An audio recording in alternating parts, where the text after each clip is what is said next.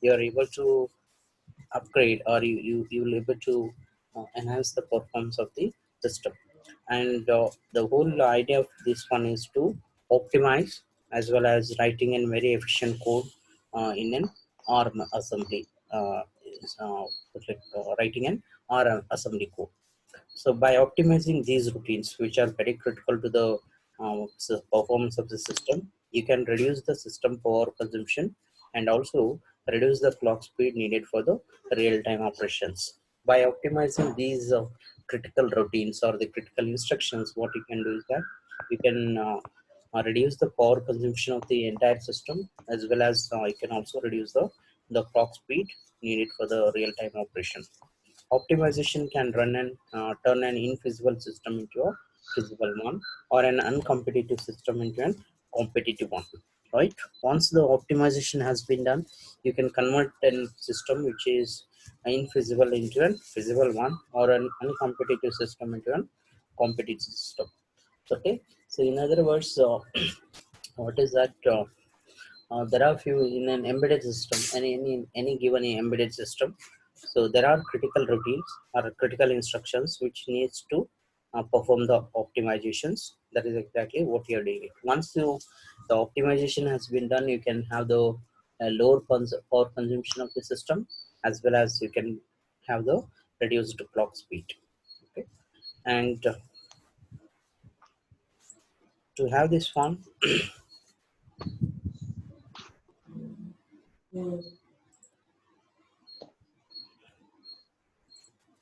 so writing assembly by hand gives the direct control of the three optimizations that you cannot explicitly use by writing the C code, source code, right? So what you can do is that writing the assembly codes by hand will give in direct control over these things. One is the instruction scheduling, second one is the register allocation, and third one is the conditional execution. Instruction scheduling in the sense reordering of the instructions in a code sequence to avoid the processor stalls. That is uh, instruction scheduling in the sense that how the instructions will be get executed. It is called as the in what sequence the instruction has to be get executed is called as the instruction scheduling. If you are unable to schedule the instructions, then your processor may stall, or if your processor may hang. That's why it is very important to schedule the instructions. Since ARM implementations are pipelined, the timing of an instruction can be affected by neighboring instructions, right? So since we already know that ARM processor is making of the pipelines, so if you are unable to schedule it properly, so you are actually uh, affecting the neighboring instructions as well. So that's why instruction scheduling in an assembly code is very important. And the next one is the register allocation, right? So there are numerous registers you have it. How to allocate these registers is a very important task, right? How you are going to assign it. Deciding how variables should be allocated to ARM register are the stack locations for maximum performance. How to make use of the ARM registers is for uh, increasing the performance of the system is very important. Our goal is to minimize the number of memory accesses. That is, so how to move the data from memory to registers and from register to memory. The whole idea is to avoid memory access, large memory accesses. As the number of memory accesses increases, the performance of the system decreases, because you need to bring the data from memory and store it into a register or load it into a register. That will consume a lot of clock cycles. So to avoid that one, what you are doing is that you are storing the data permanently into a register, so to avoid frequent access of the memory. And the next one is a conditional execution, accessing the full range of ARM condition codes and the conditional instructions, right? So accessing full range of conditional codes as well as the condition codes and the conditional instructions. Make use of these conditional instructions so to enhance the performance of the system. So these three aspects will give you in writing the the assembly instructions. Here is one example of writing an assembly code. So this is the C program what you have it. So what you have, or it is a stdio.h. We have an user defined function called as a square of number called as I, and we have the main routine here, main routine. So what you have is that you're finding the square of first 9 numbers beginning from 0 to n. You're finding the square of first 9 numbers when I is equal to 0, when I is equal to 0 to 9, that is square of the numbers we are finding it. From 0 to 9 we are finding it, and for that one we are writing an user defined function called as square of n, so square of I, so which will give you the, or which will give you which will return the square of the number, that is I multiplied by I, which is nothing but the square of the number itself. This is the C code for the finding the square of the first 10 numbers from beginning from 0 to 9. So what is this ARM equivalent code for this one? This is for the what you call it as this is for the square of the number.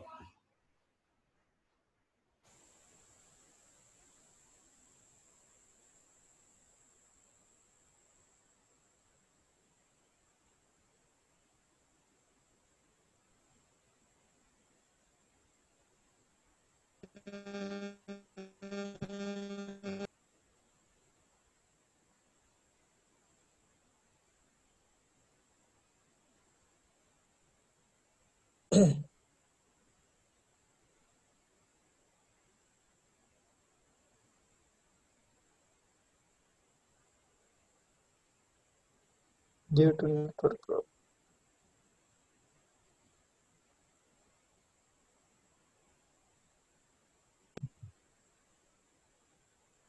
This is what the ARM equivalent assembly code for the things. So we have the area, that is area is a keyword, assembly keyword, stating where your code actually is going to decide it, in what form it is going to decide it. Here we have something called as your code is going to store it in a text format, and the code is only read only. Code is read only, right? You can read it only format. And what you have, there is one more keyword called as export, which is nothing but this routine, that is square as a routine or a label which is exported, that is it is used by something else or some other functions, right, or the some other routines, right? That's why the name it is given as a export square. And followed by we have the square actual routine, what you have it routine. And followed by what you are doing is that you are multiplying the contents of two register, that is R0 and to R0, which is nothing but multiplying I multiplied by itself, right? I multiplied by itself. That is exactly what you're doing here. That is R0 multiplied by R0, that will give you the square of the number, right? And it goes to R1. It goes to R1. Then I am moving back to, that is the contents of R1 will be moved to R0. Now R0 will have the square of the number. Then what you are doing is that you are moving your execution control back to the execution control, which is stored in LR.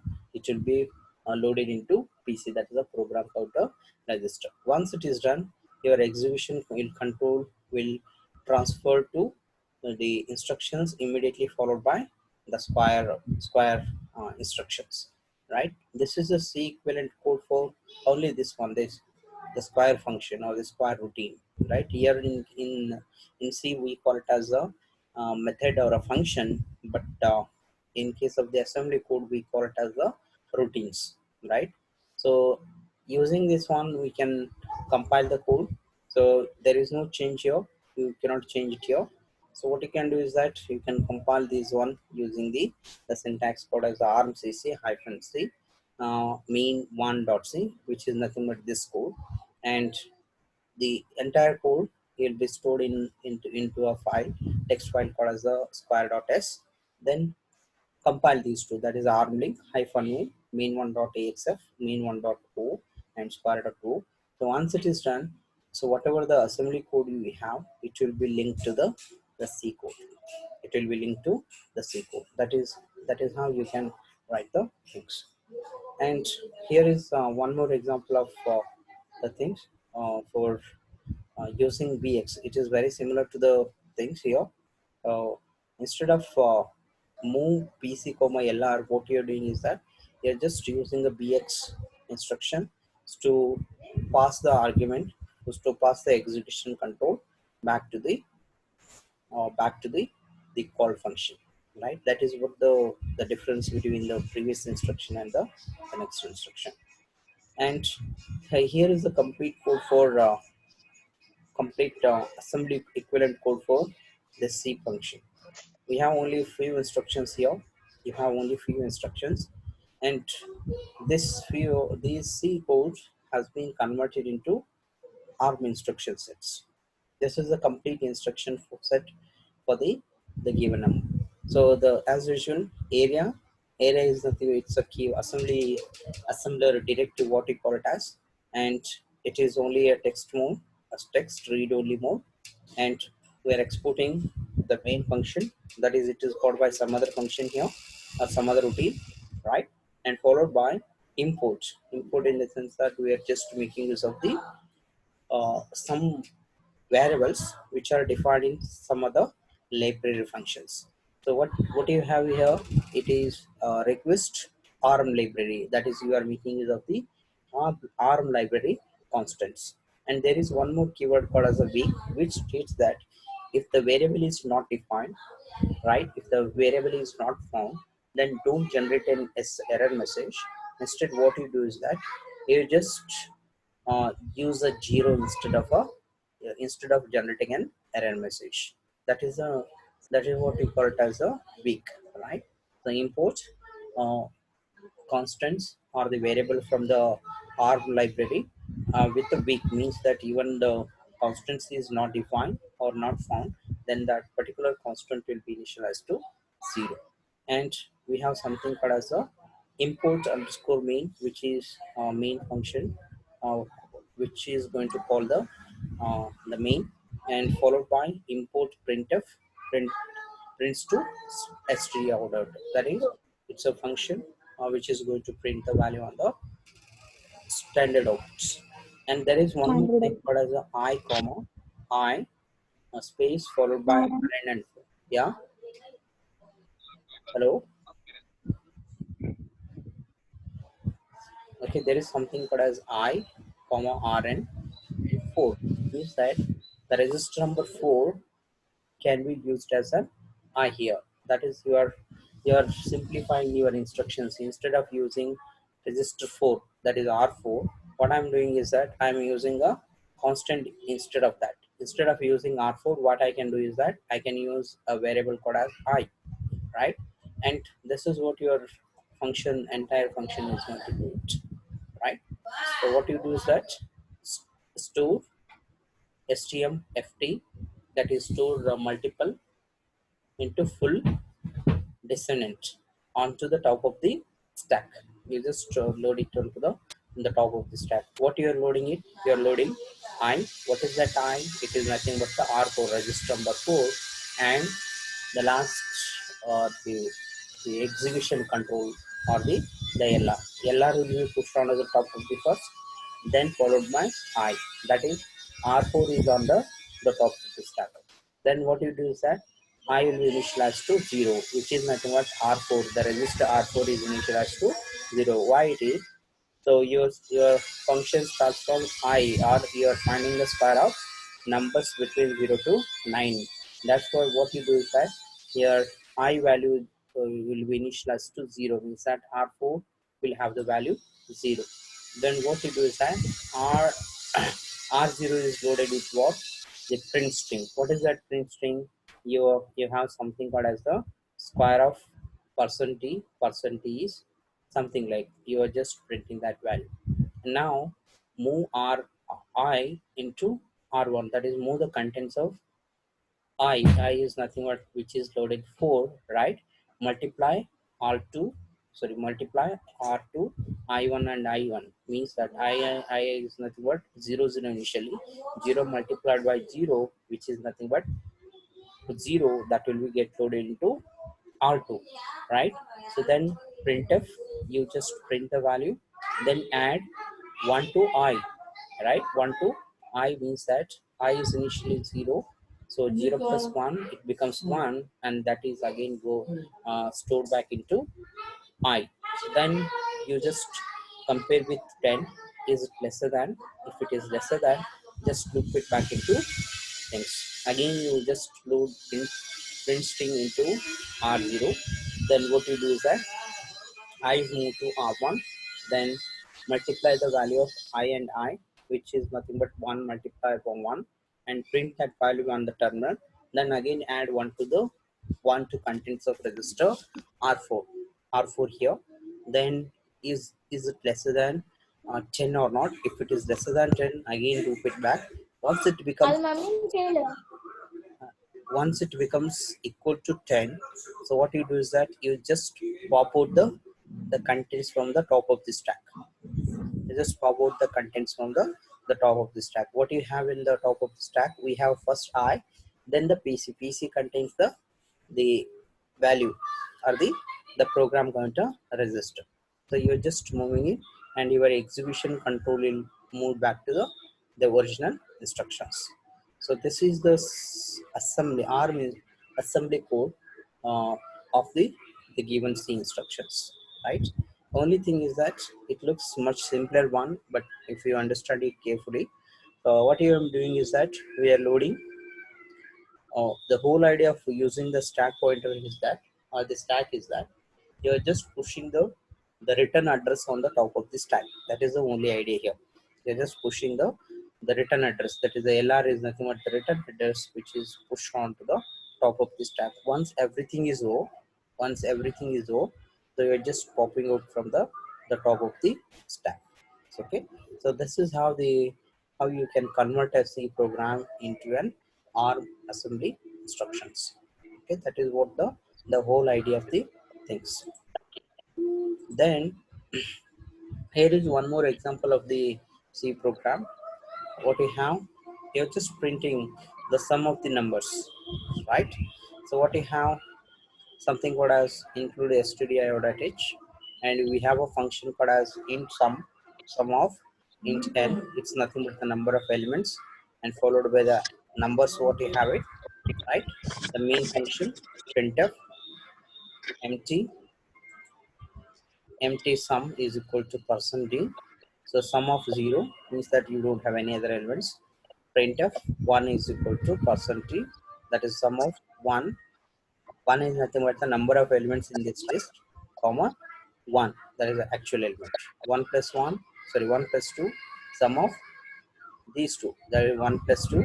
So how many elements you have? That is 2 elements you have it. Similarly 1 2 3, and sum of these 3, how many elements? The number of elements here is 3, and so on, right? So up to 6 elements, I'm just reading it 6. So number of the elements, actual elements is 1 2 3 4 5 6, right?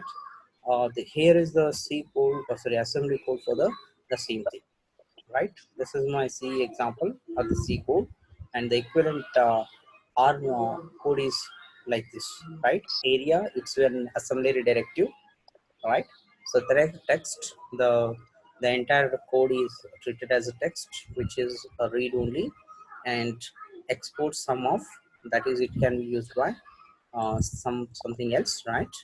So what I'm doing is that the register 0, the register 0 is used as L, and the current sum or one register 1 is used as sum here.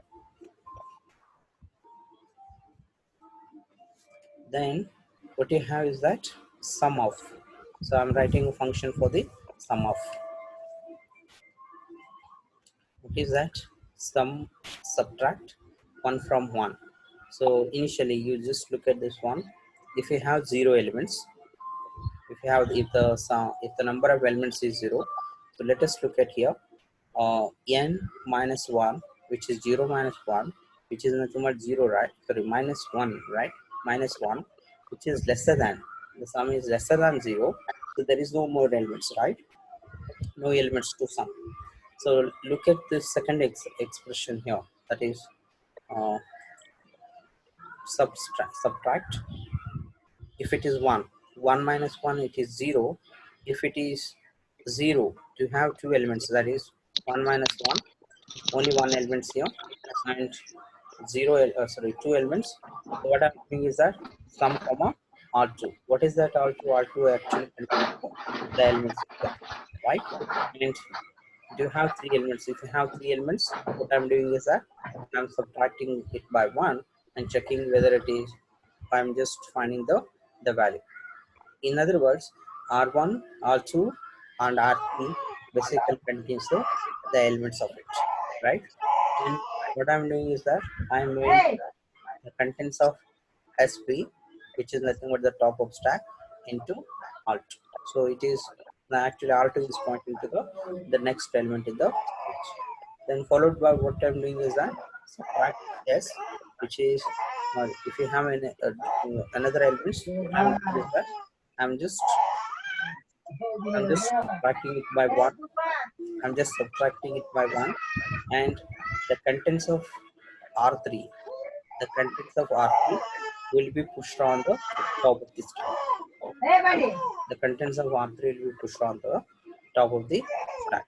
So then what I'm doing is that add sum comma sum of R3. That is whatever the value you have for R3 will be get added to the sum, and it will be stored back into sum itself. Right?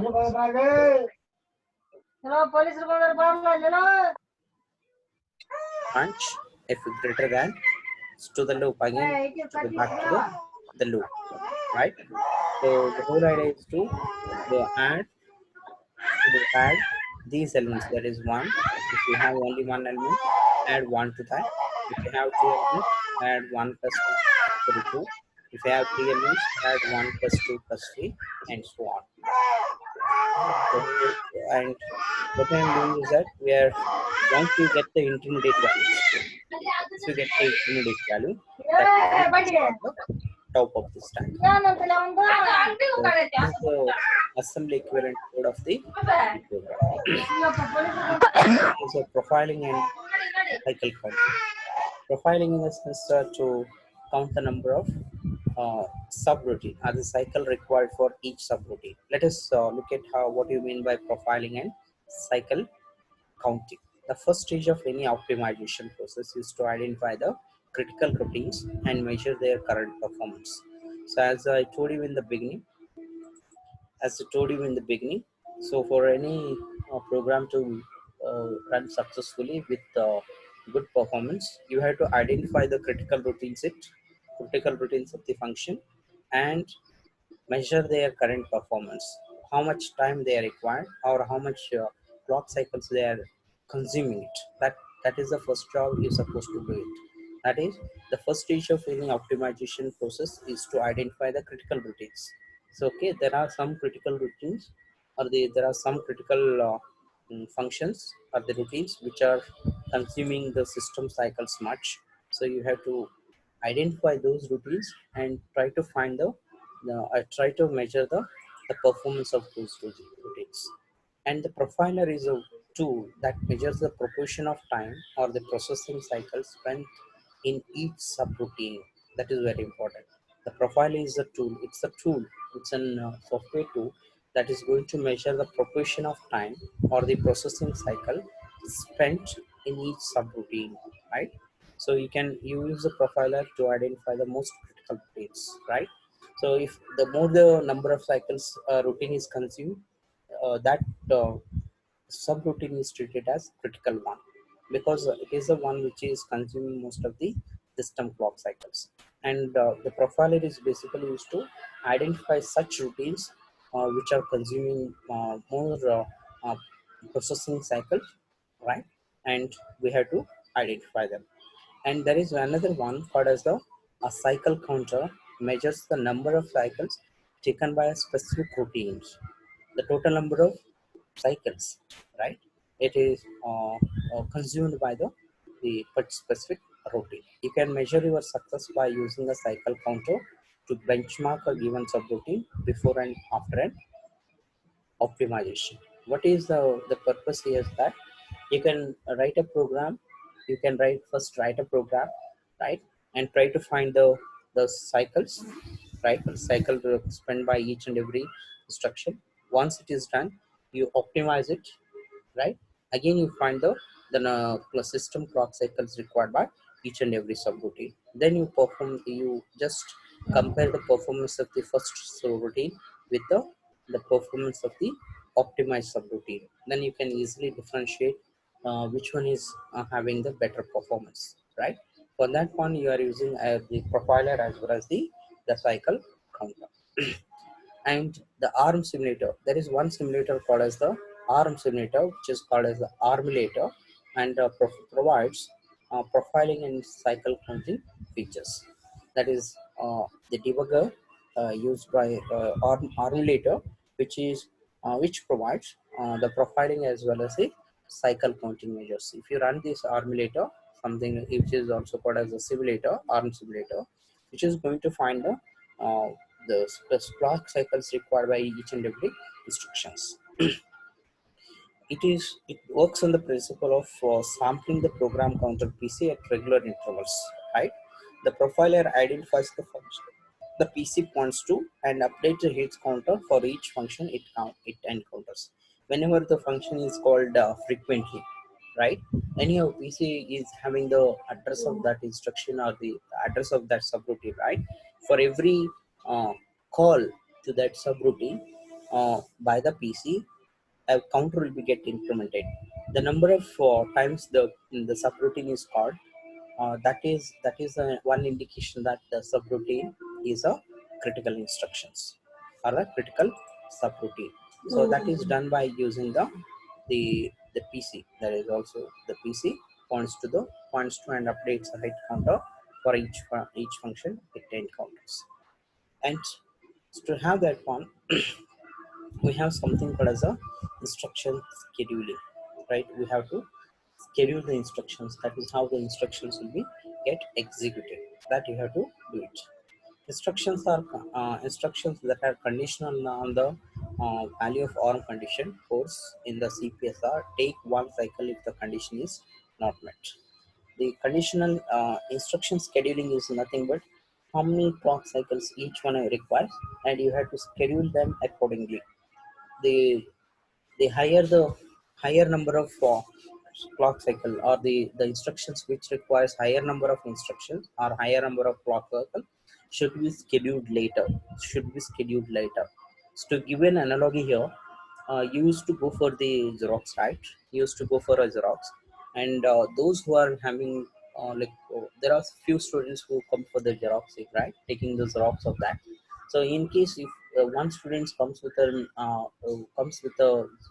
he wanted to make a Xerox of some 1,000 papers or the 1,000 pages, and another one comes with an requirement of Xeroxing only 10 pages, and another one comes with Xeroxing of only 2 pages.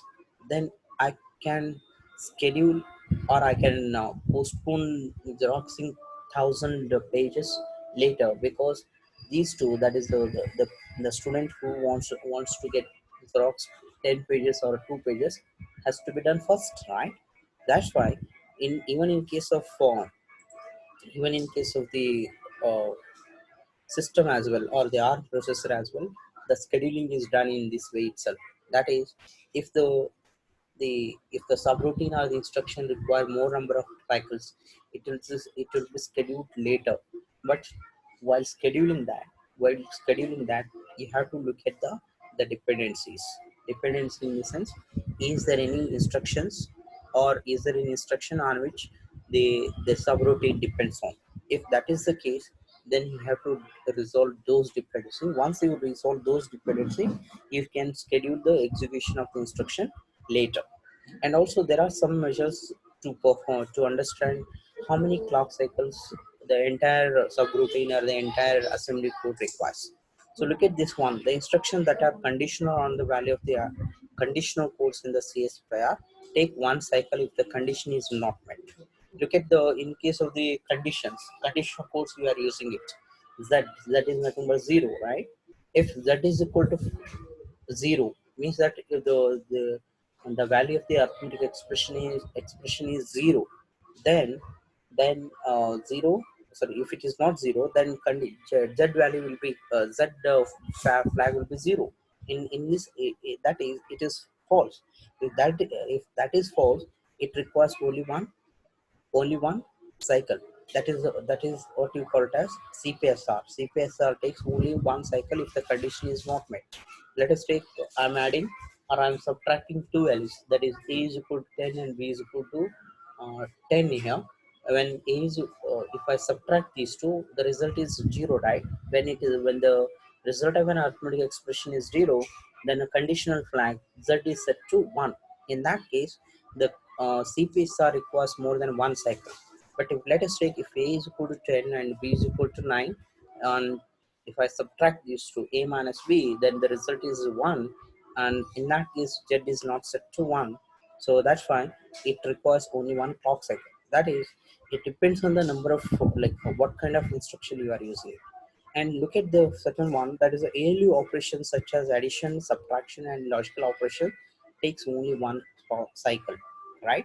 All the ALU operations, either it will be addition, subtraction, or the logical operations, takes only one cycle. And the load instructions, that is load n 32-bit words of memory such as LDR and LDM, take n cycles to issue. So this is very important. That is how many number of words you have it, or how many number of register contents you want to load it. Based on that, the number of clock cycle will be required. And one more thing is that once you load the instructions, or once you load the value into registers, and these values will not be available immediately. They are not available immediately after the one cycle, right? They are actually available one cycle afterwards. That is what the load instructions that load 16-bit or 8-bit data such as LDRB, which is nothing but the byte. This is also byte, this is half word, and this is also half word. Take one cycles to issue.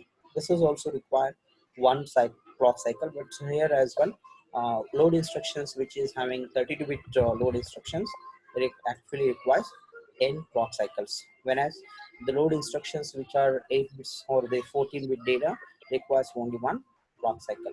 And similarly, branch instructions takes 3 cycles, right? 3 cycles they are required.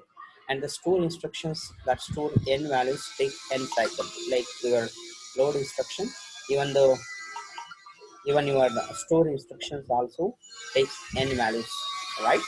And multiply instructions take a varying number of cycles depending upon the value of the second operand in the product. It all depends on the second operand. If I am multiplying A and B, and the number of clock cycle required by the multiply instruction depend on the second instruction, that is B. So this, based on these instructions, you can calculate how many number of clock cycle each subroutine or the entire assembly code requires. Let us look at one example, right? Here, in case of the pipeline architecture, we have something called as, we have different 5 different stages, right? And that is fetch, decode, ALU instructions, LS1 and LS2 as well. That is in case of the first one, right? So when the instruction is at ls2, means that we are having ps minus 16. It is that is, sorry, pc minus 16. That is, it is it has been accessed uh, 4 words before that. That is what. So now the current instruction is being fetched, whereas the previous instruction was being decoded. The previous to previous instruction was being in ALU, and so on. And the instruction which are exist 4 cycle before, it was in the last cycle, in the last, is called as the ls2. That is your pipelining. That is what you are pipelining. So look at one example of how the total number of cycles are required. Look at this one, add r0 R0 and R1. That is the value of R0 and R1 will be done, and you're storing it back into R0. So this requires only one clock cycle, only one clock cycle, whereas this requires another clock cycle. And all in all, this entire these two instruction requires only two clock cycles. That's what. You look at this alien operations such as addition, subtraction, and logical operations takes only one clock cycle, right? With that one, this requires one clock cycle, and this requires another clock cycle. With that one, it requires the entire two instructions require only two clock cycles. To have that one, look at one other example of the things, right? So what happens here is that you have load register contents, right, into R1. So what I am doing is that R2 plus 4 bytes, R2, the contents of the R2 plus 4 bytes, whatever the value you had that location, that will be loaded into R1. And add, it depends on the value of the R1. So which was previously done, right? Which was previously done R1. So R1 and depends on R1. So now in the first clock cycle, you look at the cycles here, cycle 1, cycle 2, and cycle 3. In the first clock cycle, these two instructions will get loaded. That is LDR in ALU, that is it is being executed, whereas add is in the decode stage. In the second clock cycle, what happens? In the second clock cycle, LDR will move out of the ALU. LDR will move out of the LU, that is loading the contents of the this value, that is the value pointed by R2 into R1. So and once it is done, in the second clock cycle, the value is not available for add